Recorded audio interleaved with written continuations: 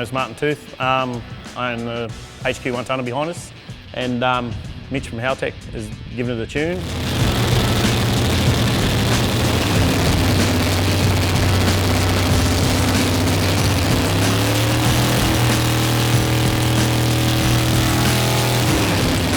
I'm Mitch from Haltech, and we are down here on this nice mainline hub dyno with Toothy's beautiful burnout ute.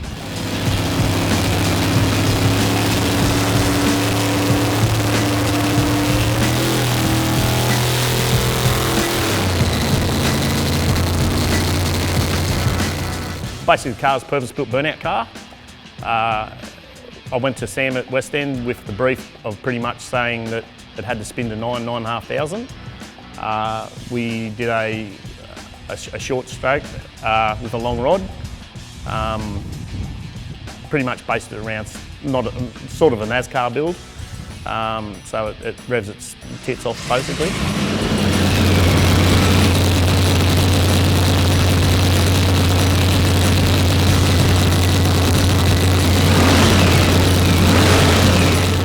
It had a stock block in it, LS1 block in it before, which I got a couple of years out of, which was pretty good.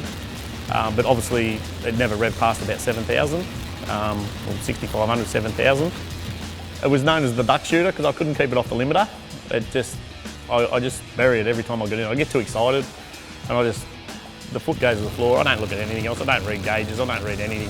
If it stops, it stops, it's got to, because I don't look at anything. I'm too worried about hitting walls and whatever else.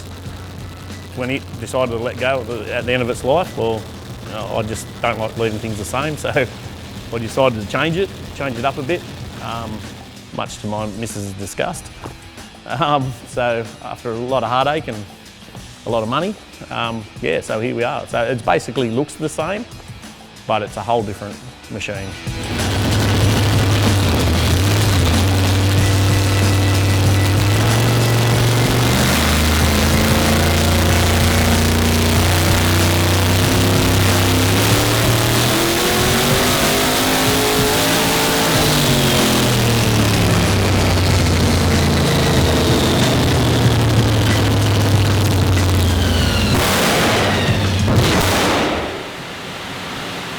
My theory behind it is if I can get another 3,000 RPM to play with, well, hopefully I can keep it off the limiter. And car sounds a lot better, a lot crisper up high, and you can notice it a lot different when you're driving it. It just gives you more scope, more room. I feel it drives a lot better, but it's a lot more money to throw at it too.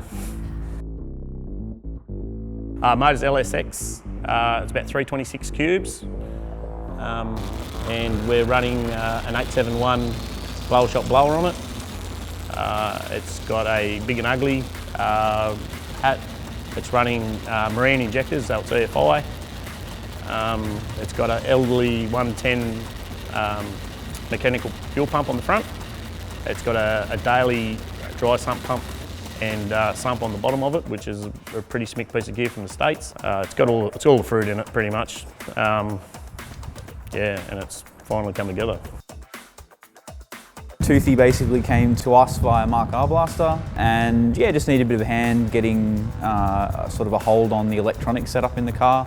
Obviously being fuel injected, there's a lot to think about, a lot of things to set up and configure in the car. He just wanted a nice, safe setup in the vehicle, just so that yeah, he's got the confidence to take the thing out there and give it some punishment. I mean, I've had hundreds of people tell me, just put mechanical injection on it, just put mechanical injection on it. And you know, I probably could have, but I just wanted to be a little bit different. I wanted that extra. I want to be able to look at it and read every single thing I can off it. Like I can get every bit of data out of that car. I know when it needs, you know, where the timing is at any part of the rev range, all this. You don't get that out of mechanical injection. The adjustability of it is awesome.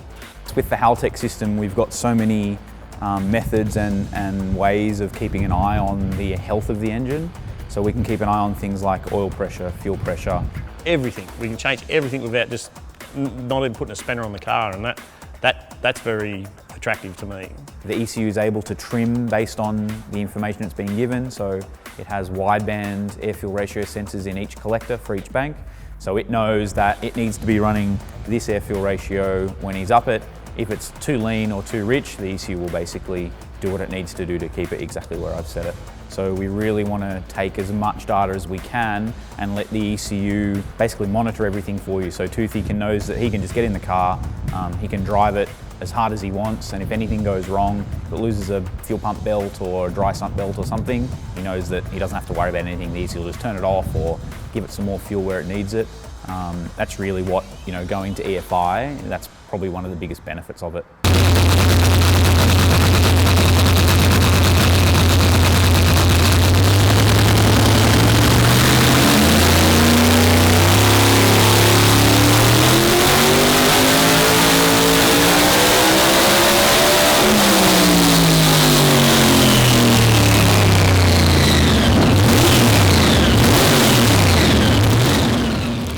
For a setup like this, that from a mechanical injection style setup to EFI, one of the limitations we run into is the balance of the fuel air mixture that's going into the engine, so into the cylinders basically.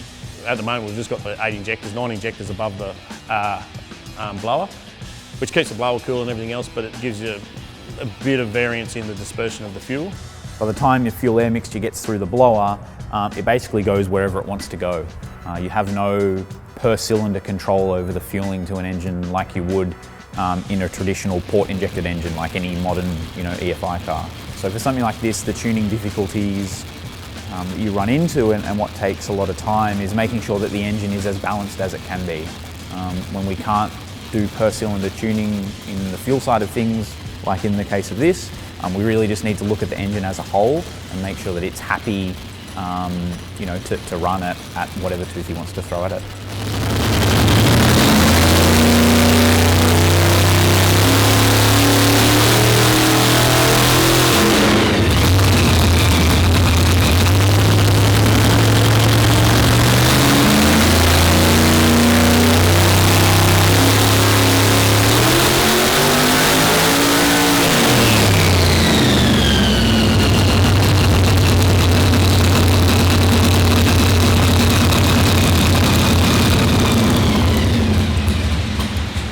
This was built to rev, not to make power, and that was pretty much part of the brief. I just want it to sound different to everyone else's. You have to remember the engine's smaller than a stock LS1, so it's not going to make huge, big power, and that's why we need to rev it, so that we can make the power.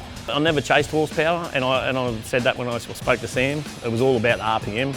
I mean, anything over, and everyone knows, anything over 500-600 horsepower, it's going to spin the wheels and top in every pad in Australia, pretty much. So no one needs the big power.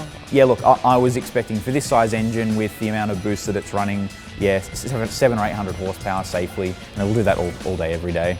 When you tell people you're going to get an LS to rev to 9,000 or 9,200, they laugh at you and say, oh, you'll be picking it up off the pad. But we've had a few fuel issues, but the rods are still in it, and I can't see a drama with it now. I think we've solved nearly every problem we've had. So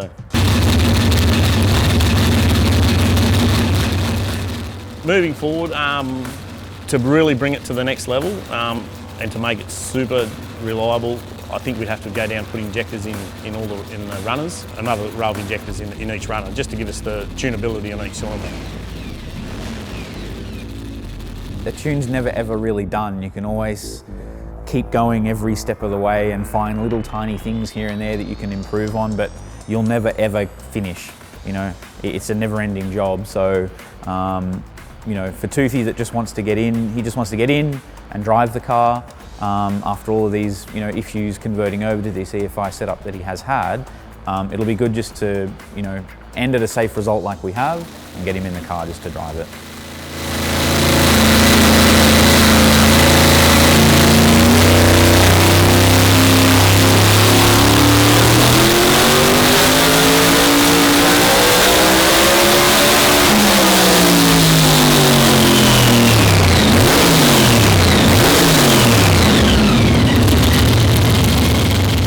Consistency and reliability is a big thing. We finished up this afternoon with probably half a dozen dyno runs, all within 10 or 20 horsepower of one another, perfectly repeatable. So yeah, we should get it off and chuck it back in the trailer, I think. It's been a love-hate relationship with that car. I could burn it 6 out of 7 days, but then that one day it goes good, and the one day it performs, there's just no feeling like it.